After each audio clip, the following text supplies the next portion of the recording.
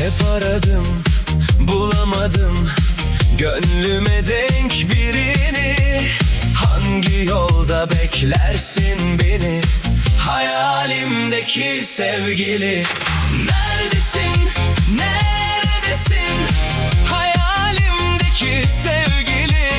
Güzel mi, sessiz misin, yoksa hırçın deli mi? Neredesin, neredesin, hayalimdeki sevgili? Sen de beni sevecek misin, yoksa gülüp geçecek misin?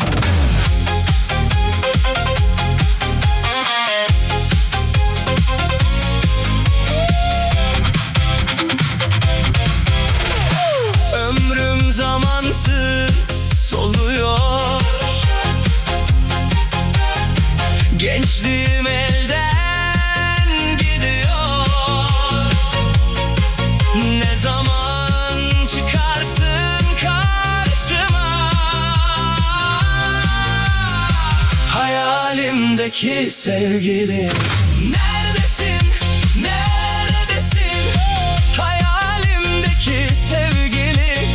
Güzel mi, sessiz misin, yoksa hırçın deli mi?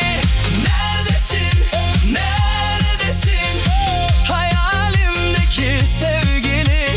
Sen de beni sevecek misin, yoksa gülüp geçecek misin?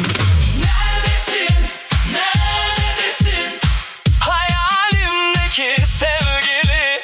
Sen de beni sevecek misin, yoksa gülüp geçecek misin?